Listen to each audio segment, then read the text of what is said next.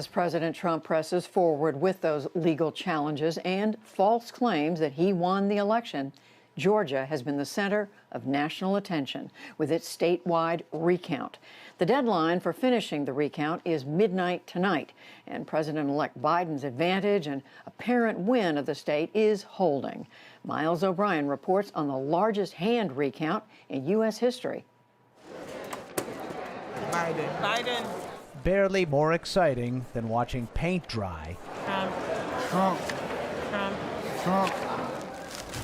The manual audit of every ballot cast for president in Georgia on November 3rd methodically marches forward despite a harsh intramural political feud. Emotions are high. The president's going to continue to fight. His supporters will continue to fight. Gabe Sterling runs elections for Georgia's Secretary of State Brad Raffensperger.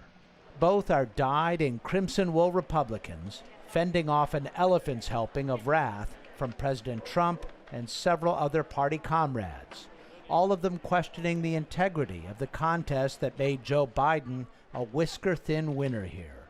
There's a lot of stuff flying around on Twitter and Facebook that is, touches fact, but doesn't necessarily have all the facts or the evidence, and that's what we're trying to get to.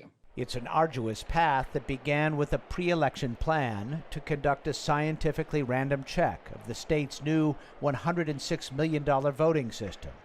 It's called a risk-limiting audit, or RLA. An RLA is designed to determine whether the winner won without any chance of a machine problem happening. Monica Childers is with a nonprofit called Voting Works, hired by the state. We first met her in September in Brunswick, Georgia, as she schooled election officials on how to run these audits. If there is ample cushion in the margin between candidates, RLAs can validate the outcome of an election with great confidence by checking only a small sample of ballots.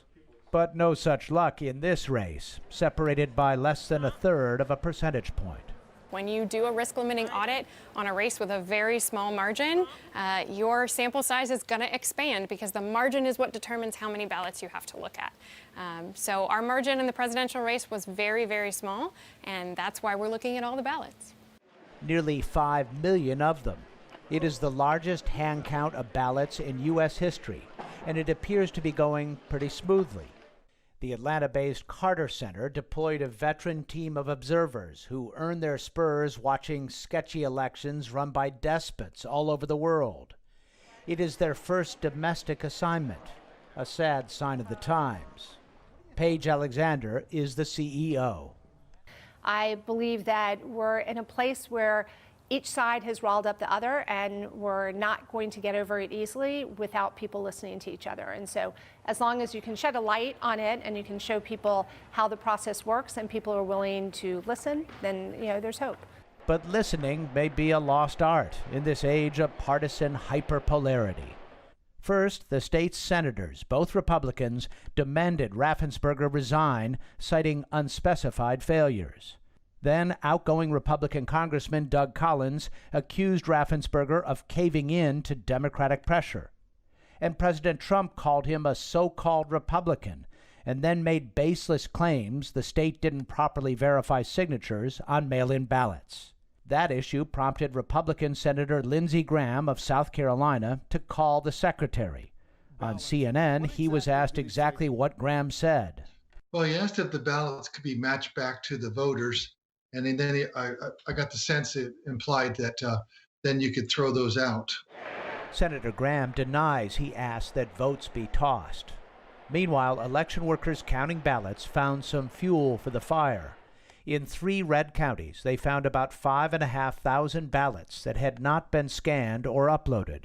It reduced Biden's margin of victory by about 1,200 to just shy of 13,000. We have seen nothing that indicates that there is a high percentage, or such a high percentage that it would change the outcome of the vote. Our goal is to have the cleanest possible election. In the trenches of this epic ballot count, the assignment to deliver on that promise falls to election directors like Christy Royston in Gwinnett County and Atlanta exurb. Are you exhausted? I'm tired, but I really think when it comes to this, some sort of adrenaline kicks in. True to her profession, she is a process-loving perfectionist and proud of it. So all this paper going back and forth, folders, batch sheets, nothing gets lost?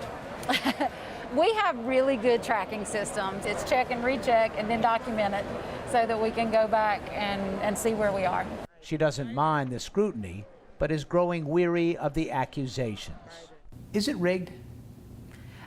I do not believe it's rigged. I've been doing this for 23 years, and for what the checks and balances and the security, I trust the system. Things are worth questioning. Things are worth making sure that there's accuracy in it. But, I do think that sometimes you have to have faith and trust in the process and the people who are running it. So there is more work ahead, Judy. While this audit verifies the outcome, it does not carry the legal authority to change the actual final tallies. After the state certifies the election, and that's supposed to happen on Friday, the Trump campaign has 2 business days, that puts it into Tuesday of next week, to request a formal recount.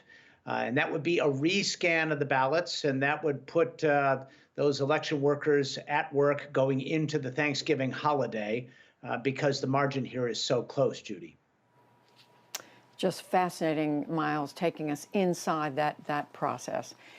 So, Miles, one of the many other areas of your interest and expertise as a reporter is aviation.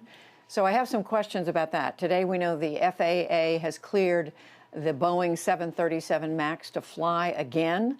Right now, we have one airline saying it may be ready to do that by the end of December. Other airlines saying it may take more months than that. What will it take for these airlines to be comfortable flying this plane that has had problems in the past? Yeah, for the airlines and the regulators, Judy, they've got a fair amount of work to do. And that's why you're not seeing this happening instantly. There is a 115-page airworthiness directive, which is kind of the law of the land for the FAA, which gives a whole series of changes to the aircraft. There will be 2 so-called angle of attack sensors feeding in to the computer system, which has that piece of software designed to keep the aircraft from flying too far nose high and stalling, which was at the root of those 2 crashes. There will be a whole bunch of maintenance to be done because, after all, these aircraft have been sitting now for 20 months on the ground in desert locations primarily. And then there's an entire training regime that each airline has to come up with for its pilots, who initially in the original days didn't know anything about this system, which was the problem. So there's a fair amount of work ahead. American will go first, then you're going to see United, and then Southwest.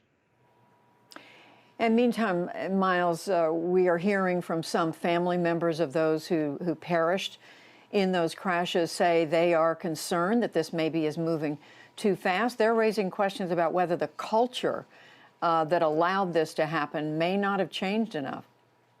Yeah, it's hard to change culture at huge organizations of any kind, and in particularly complex systems like you see with aircraft manufacturing, such as Boeing. But I did speak with one of the attorneys representing some of these families, Mary Schiavo, just a little while ago. And the families are very upset about the fact that despite all the public relations side of this and what Boeing is presenting to the general public, the attorneys are still trying to blame the pilots for those 2 crashes, not accepting any blame on the part of the corporation, on the part of Boeing for the crashes. That might be a good legal position, but it leaves the families very upset about what's happening right now, and they're expressing great concerns about the safety of the aircraft.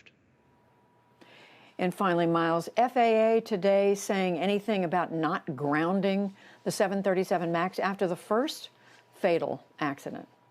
Yeah, this has been the biggest tragedy to me. After that first accident, you knew you had a system-wide problem that had catastrophic consequences, and the FAA chose not to ground the aircraft. Today, the FAA Administrator, Stephen Dixon, told me, and he's actually flown the MAX, the improved 737 MAX. He is an airline captain. He said, yes, in retrospect, they probably should have done that, but he says at the time they didn't have enough information. He made a pitch, and this is an important thing, that as time goes on and there are more regulations which require streaming of data from aircraft, we will have the kind of information we need to make these decisions more quickly in the future. And that's something to push for in the future, Judy.